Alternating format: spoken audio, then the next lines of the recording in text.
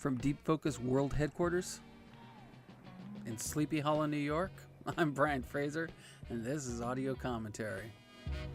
Shit. What? Rollers. No. Yeah. Shit.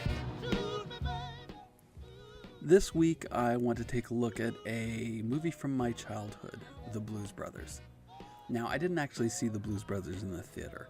It was rated R, and I was 10 or 11 years old when it came out, so I really wasn't being taken to see R-rated movies. But for some reason or other, it was kind of a big deal when it came on HBO, at least in my age group. And I think there was a perception that the only thing that earned it an R rating was language, so it was sort of considered okay for me to see it at that age. Of course, if it were made today, the language would be toned way down, and this would be a PG-13, and not nearly as funny. What? What did I do? You failed to stop on a red signal.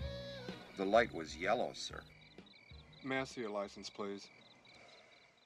And there's a great music cue right here. It's Hold On, I'm Coming by Sam and Dave. God damn it. Man, I haven't been pulled over in 6 months.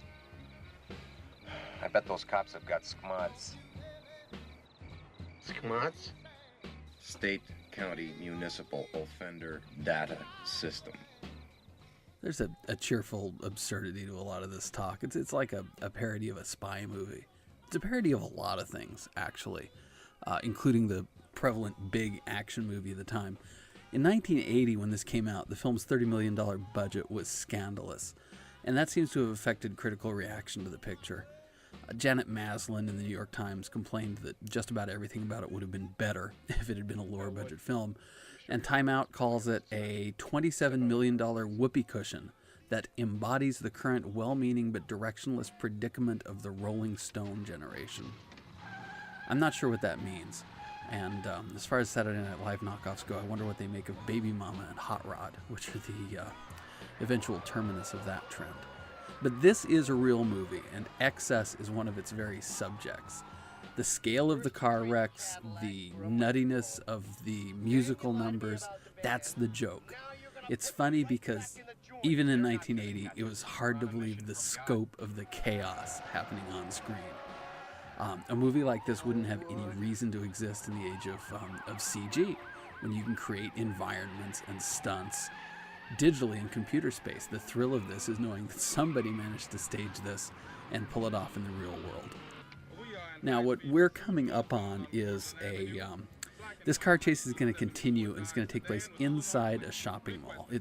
It may be the most famous scene in this movie, just for the sheer destruction involved. And here's the mall. This is the Dixie Square Shopping Mall in South suburban Chicago. It closed a year before the Blues Brothers actually shot there, and the mall is actually apparently just laid decrepit ever since. It's sort of a symbol of political and economic failure in the area. Don't look like no expressway to me. That's sort of the, depressing flip side of the film's comic excess. Well, try not to be so negative all the time. Why don't you offer some constructive criticism? Those are all new cars borrowed from dealers in the parking lot, by the way. You got us into this parking lot, pal. Now you get us out. You want out of this parking lot? Okay. Would there be anything else? Yes, do you have a Miss Piggy? And chaos ensues. Now, the merchandise you see being destroyed here obviously wasn't in the mall, which had been closed down. The film's production designer, John Lloyd, was charged with recreating the interior of the mall, dressing storefronts as if they were still open for business. There's pants and burgers. Yeah, lots of space in this mall. And they brought in millions of dollars worth of merchandise, again, borrowed from suppliers. And they had a problem during the production that when they were away from the set, the storefronts were actually being looted. Disco pants and haircuts. Yeah.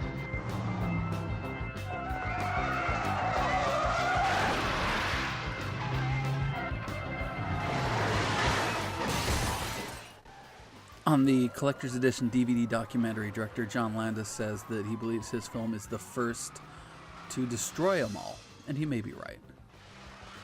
Of course, the other critical film that was more or less a contemporary of the Blues Brothers that took place in large part inside a shopping mall was Dawn of the Dead, George Romero's zombie movie, and that's a very different perspective on the idea of the shopping mall as a shrine for contemporary America. That film's depressed and a little mournful about what's going on in there, whereas this film is just sort of, merrily tearing apart this symbol of consumer culture. Jake and Elwood don't really care about this mainstream suburban white consumer culture. They're into working class African American R&B and soul food culture. Pier 1 Imports.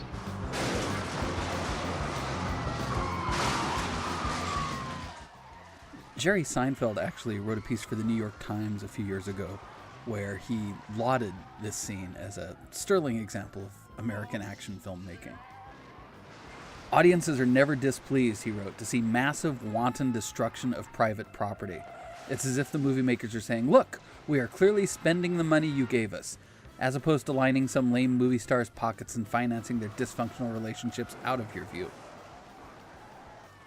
This is always a funny shot, the camera attached to the hood of the spinning police car.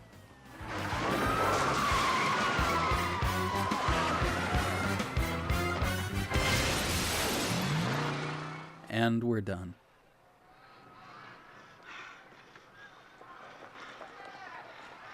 They broke my watch. Now, as far as I can tell from extensive research done on the internet, the Dixie Square Shopping Mall is still standing after all these years. Apparently, its destruction was set for 2006, but after it was begun, even that was abandoned. You can see it, if you like, via Google Maps. And a research organization called the Center for Land Use Interpretation has been paying attention to the site. Their website says, the buildings stand as they were when the mall was closed in 1979, with the slow but inevitable effects of harsh winter weather, vandalism, and a new growth forest slowly spreading across the crumbling parking lot. Multiple rapes and at least one murder have occurred there over the years. And I found another web page quoting the Chicago Sun-Times from April 3rd, 2003. The mall is still there, decades after its closing, drearier than ever, a monument to the continued futility of economic development efforts in the south suburbs. Jeez.